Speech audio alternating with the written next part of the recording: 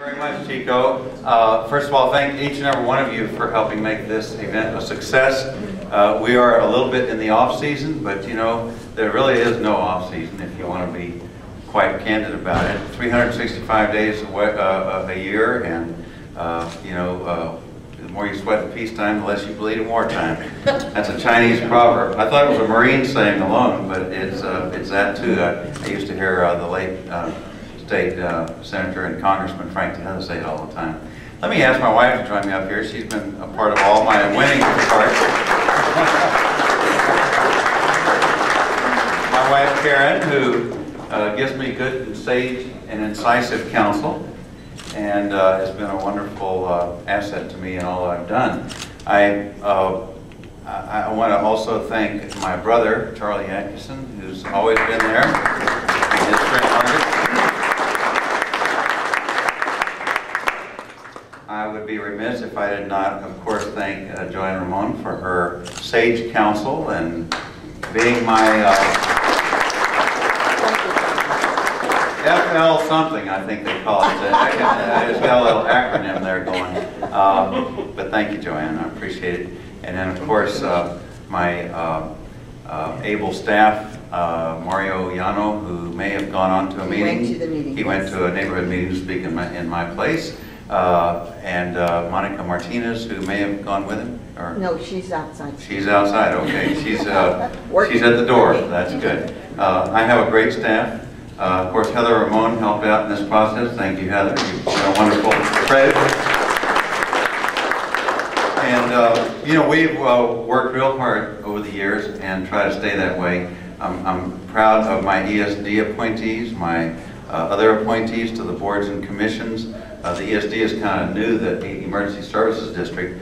They do provide fire service for those city-like subdivisions in the unincorporated part of Bexar County that would otherwise overwhelm volunteer fire departments. And so they stepped up to the plate, and they've done great things. I am delighted to have Chico and Paul here, both of my fellow commissioners. And it's very fitting that we're here, Paul, because it was about 11 years ago, maybe 12, because it was a year before I ran, that Paul was in a reception in this very room. And he had been living under the weight of a 3-2 court that was, let me say, casually indifferent to Paul, I guess. They gave him good government. That's what Bob Bullock said. If I have a friend ask me for a favor, I tell him it's granted. If I have an enemy that asks me for a favor, I give him good government. That was the late great Bob Bullock. I heard him say to me at the Assembly Hall. But Paul was getting a lot of good government. And being the sage that he is, and a wonderful credit to the court, always taking care of the really nitty-gritty details of trying to make sure that our budget has a perfect balance to it. And Paul, thank you so much for your great work. Let's have a round of applause for Paul.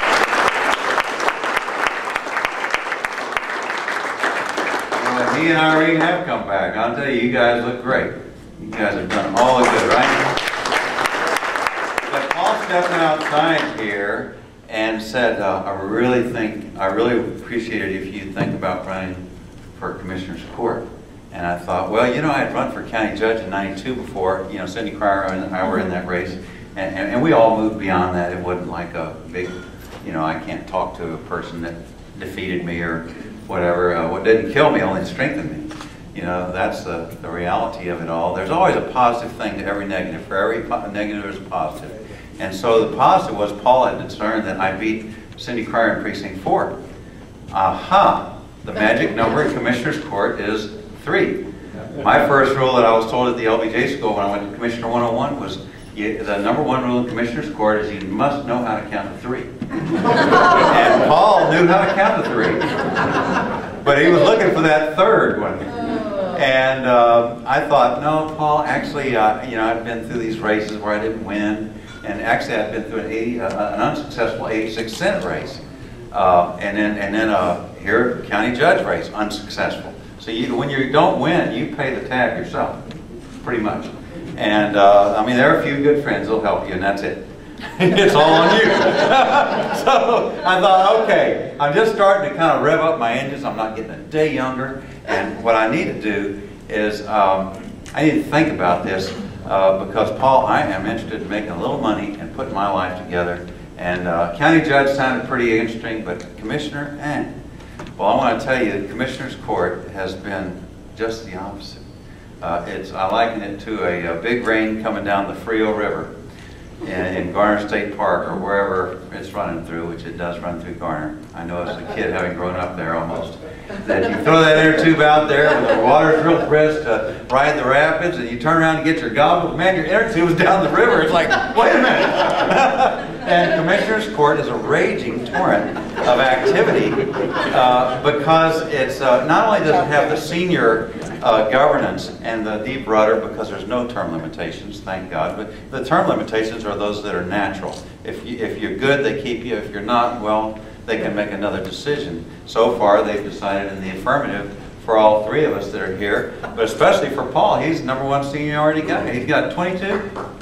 22 years? 25. I mean, him and AJ Clough, I mean, they're getting right up there, huh? What do you think, Dan? I think AJ had 31? Over 31. 31 years. But boy, 25. And then I actually have floated up to that #2 spot in seniority, which that and a glass of water, that and a dollar will give me a glass of water, you know. But still, it is nice to be next to Paul. He was a great, great mentor and a wonderful office mate at the Texas Capitol, where we both served in the Texas House. And the great state of Texas was our home, right up there in the Capitol. But then to come down here, and it's probably, Paul, the best decision I ever made was to actually get my brain in gear and stop thinking about things of the past. I kind of figured, you know, Tom, that's fine. You go out and you get your money, and you come back when you're ready to run. Everybody else got the offices all locked up, and there aren't openings unless you want to run against somebody and just try to make a wild run. You've all seen these wild runs that sometimes people make against a perfectly good incumbent and just completely run up against a brick wall. It's like you got to know how to pick the races. So this race was custom made in 1998, and it was finally selected by Paul and recommended to me. And after a while, I started thinking, you know, we got redistricting coming up. You know, I'm not getting younger, so, you know, fine. Money is important. It's right up there next to air at a certain point. And then beyond that, I got to have something I'm excited about in this world. And I was very excited to be able to play a role, a small part of the big picture of this county's governance. And I think, you know, we've cut or retained the tax rate every one of the 11 years, right, Paul? And I attribute a lot of that greatness to Paul's making sure the numbers are crunching and working right, and that we get things funded that we have to get funded. And it has been a total pleasure. It's probably been the most significant thing that's ever happened in my life. So, Paul, I'm deeply indebted, brother, and I appreciate so much your friendship.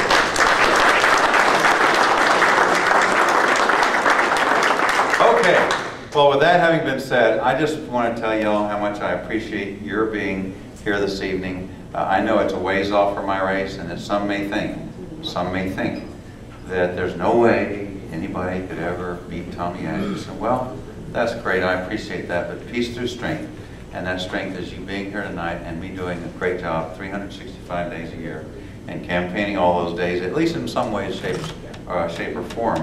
So I intend to deliver big time. We have a great judiciary, among whom I see a number of faces here in this audience. We have a great constable in Mike Blunt. He's really wonderful. Mike, I'm really much obliged to you, brother, for doing a great job. Your daddy's up in heaven, smiling at you. And all of you citizens, I can certify to you that we have the best is yet to come.